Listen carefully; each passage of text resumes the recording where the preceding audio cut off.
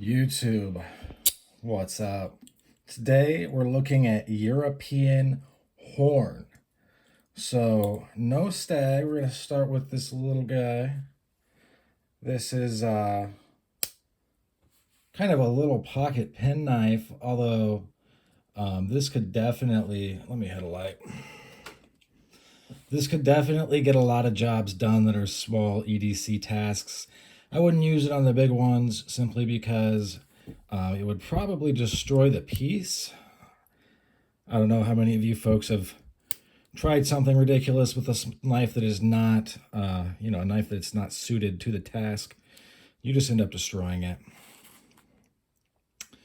So yeah, what is this called? Oh, look, let me look. The Navette. This is the GR Navette.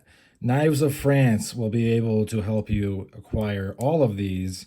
I think I got all these from Knives of France. So feel free to check his store out. Google Knives of France. I paid for all these pieces with my own money. And if I didn't, I would tell you. I do get a very minor discount. Personally, it's not a code I share with people. And I got it from buying a bunch of knives. Predalisable. This is a great piece. I mean, if I were if for food, like for a picnic, I would go with this. Would I use it for bushcraft? No, no, I wouldn't. That wouldn't be a smart thing to do. And I like these knives. These knives are super nice, so I'm not trying to destroy them by any means. So this is X75 steel. It is carbon steel, so it will change in patina. This is a Prestige Laguiole, however it's pronounced, in 12C27 Sandvik. This is some blonde horn striped with black. You can see it's got the, oh, there you go. You see it has this cross there. This is a really, really classy piece. The bee fly, I forget the actual name of it. Forged one. It's one piece. And it's not, this is like if I won't buy a Laguiole unless the bee is this good or better. And this was, I think, dollar 125 from Knives of France. It does not lock, but it is by no means a small knife. This is one of the nicest knives I have. I would put it on par with a mid to low range GEC. I realize some people are going to be totally against that comparison, but it's true, guys. If you don't think I know what I'm talking about when it comes to that, go check my playlist for GEC. I think I'm now up to 125 individually reviewed. This is a Latier. I don't know how to pronounce it.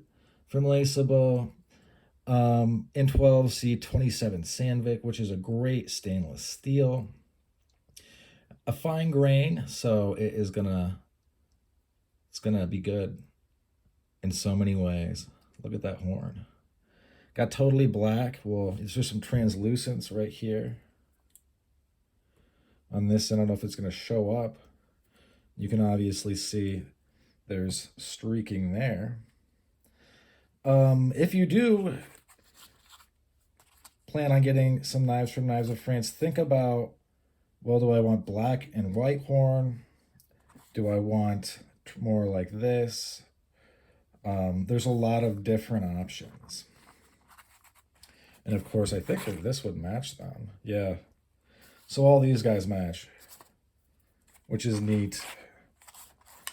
This is a barrel, I believe it's called, because it's round. It is an XC75, which I bet would be 1075 to us, which is a tool steel. It is a saw steel. and it is what the Condor knives are made out of, what are the Dukes are made out of. And it's just really, really tough. And I get that people really love 1095, and some people will say 1075 is junk. It's not junk, though. That's just fucking stupid to say. But I get, there's people, they very much love the 1095, but I'm kind of with Old Hickory in that they find the 1095 a little bit too brittle to be used in knives where you're out in the field hammering on it or you're torquing it. I myself value toughness over edge retention. And I do like the super steels, like M390, of course, and there's other ones now gracing the market. But the simplicity and the affordability of the tool steels that are just regular tool steels, that to me I think is cool. I don't know how to pronounce this. It's got a nice, it's a Zulu spear. More of a translucent piece of horn. Right there, you can see there's like streaks of stuff. I like horn because of although they might be similar, they're all very unique, and that is cool to me. You can see this is like the opposite of the black horn. It's got the white on the what is called blonde horn. This is from GR. Great little piece. Very, very nice. The G&R series is super ultra traditional.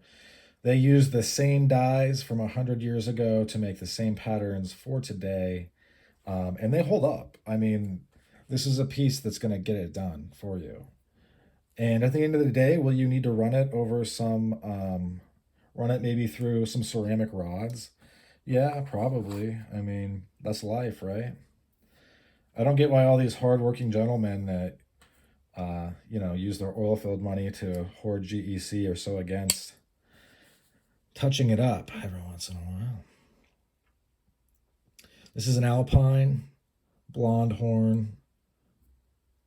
Good white chunk right there. This is one where I think I did it on stream. It has a half stop, and if you were to slam it closed, it will find its way in between there, and then you have to get tools to get it out.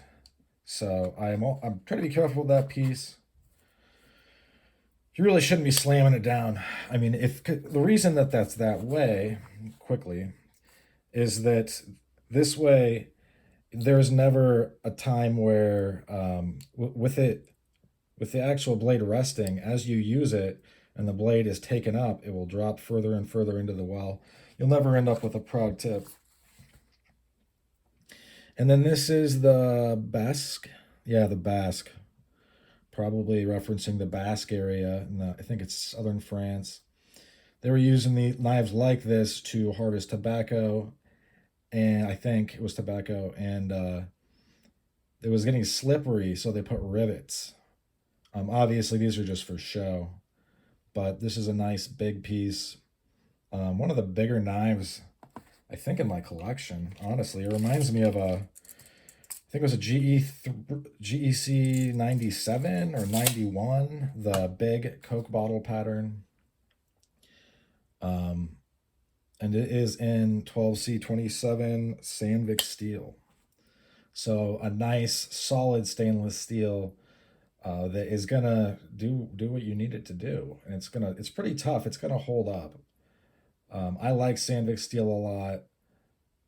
Just as well as I like the 1075 or I like 1095 as well. And you can see that this tip does not rest.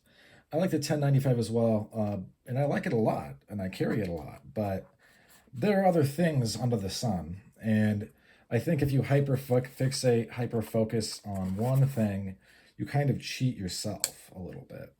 And I just don't want to see anybody get cheated. But that's about all she wrote for this one. Thanks for sticking with me to the end. And I hope you folks have a great rest of your day. Bye now.